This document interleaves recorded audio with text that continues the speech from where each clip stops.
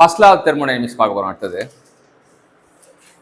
First law வந்து first law of thermodynamics.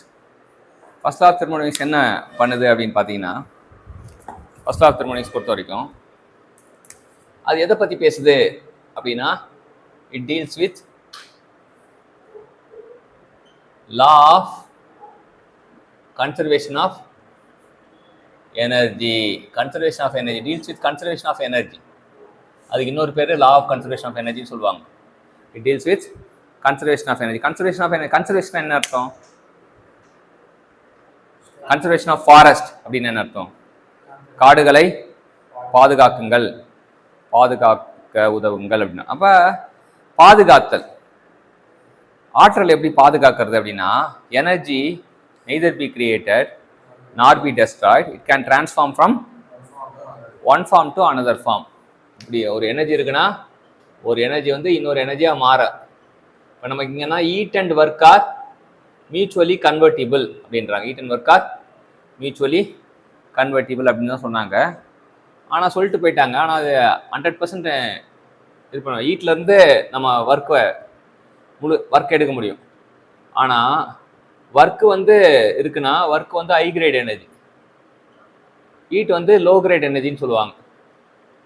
So வந்து ஒரு ஹை கிரேட் எனர்ஜி வந்து லோ கிரேட் எனர்ஜி வந்து நம்ம முழுசாகவே எடுக்க முடியும். ஒர்க்லேருந்து ஈட்டை இது பண்ண முடியும். ஆனால் ஈட்லேருந்து ஒர்க்கு போகும்போது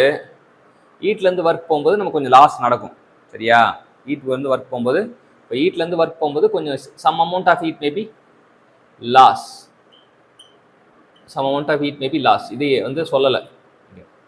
சரியா? இது வந்து சொல்லலை. மியூச்சுவலி கன்வெர்ட்டிபிள்னு சொல்லிட்டு போயிட்டார். Energy neither be created not B destroyed அப்படின்ட்டார். அப்போ சம் லாஸ் நடக்கும் அப்படின்றது வந்து அவங்க மென்ஷன் பண்ணலாம். அதான் ஃபர்ஸ்ட் லாவோட டிஸ்அட்வான்டேஜ். இதை பற்றி சொல்லலை. அதான் டிஸ்அட்வான்டேஜ் ஆஃப் ஃபர்ஸ்ட் லா. இல்லை லிமிடேஷன் ஆஃப் ஃபர்ஸ்ட் லா வந்து இதுதான் வந்து நம்ம தெரிஞ்சிக்க வேண்டியது. சரியா? ஸோ இதில் என்ன சொல்லுவாங்கன்னா, heat and work are mutually convertible சொல்லுவாங்க. Energy neither be created not be destroyed, it can transform from one form to another form சொல்லுவாங்க.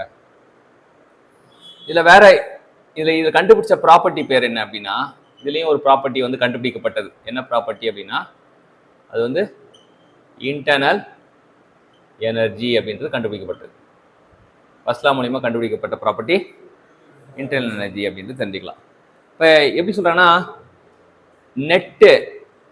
Net heat transfer equal to net work transfer அப்படின்றதும் first law தான். First லாவோட இன்னொரு form வந்து net heat transfer equal to net work transfer. இல்லை cyclic integral of heat transfer equal to cyclic integral of work transfer. அதுவும் ஒன்று தான். சரியா? இப்போ நம்ம பார்க்கும்போது நமக்கு என்ன கிடைக்குது அப்படின்னா, இந்த dq equal to du plus dw. இதுவும் வந்து ஃபர்ஸ்ட் லா தான். ஃபர்ஸ்ட் லா வந்து வெவ்வேறு வடிவத்தில் நம்ம பார்க்கலாம். Net heat transfer equal to net work transfer சொல்லலாம். Cyclic integral of heat transfer equal to cyclic integral work transfer சொல்லலாம். dq equal to du plus dwன்னு சொல்லலாம். சரியா? du ப்ளஸ் dwன்னு சொல்லலாம். இதெல்லாம் வந்து நம்ம ஃபர்ஸ்ட் லாவோட வெவ்வேறு இது.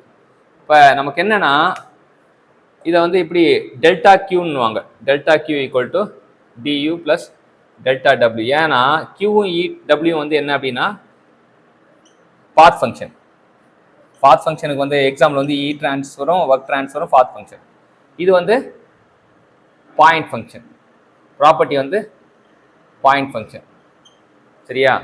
ஈட்டும் ஒர்க்கும் வந்து பாத் ஃபங்க்ஷனால வந்து அவங்க நமக்கு டெல்டா போட்டிருப்பாங்க. சில புக்கில், ஒவ்வொரு புக்கில் ஒவ்வொரு மாதிரி யூஸ் பண்ணியிருப்பாங்க. நம்ம கன்ஃபியூஸ் ஆகல. ஏன் போட்டிருக்காங்கன்னா புரியுதல் இருக்கும் நமக்கு. அது வந்து என்னது? Path function.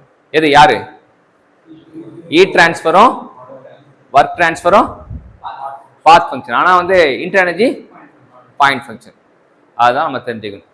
ஸோ பாயிண்ட் ஃபங்க்ஷனா it depends only on end state. Path ஃபங்க்ஷன்னா it depends on the entire state அப்படின்னு தெரிஞ்சுக்கணும்.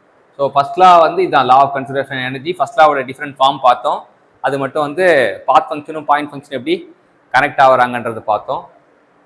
ஹீட் வந்து லோ கிரேட் எனர்ஜி. ஏன்னா வந்து முழுசா நம்மளால convert. Why it is called low grade energy because it is not completely convertible. Work is high grade energy, it can be completely convertible. அதான் முழுசா பயன்படுத்த முடிஞ்சா அவன் யார், அவன் என்னன்னு சொல்றோம், ஹை கிரேட் எனர்ஜின்னு சொல்றோம். முழுசா பயன்படுத்த முடியல, பாதி தான் கொஞ்சம் பயன்படுத்த முடியும்னா லோ கிரேட் எனர்ஜி என்றோம். சரியா? அதுதான் நம்ம புரிஞ்சிக்க வேண்டிய விஷயங்கள் அப்படின்ட்டு தெரிஞ்சுக்கலாம். ஸோ இதை ஃபர்ஸ்ட் லாவை பொறுத்த வரைக்கும் இதுதான் வந்து நம்ம ஞாபகம் வச்சுக்கணும். Thank you champions.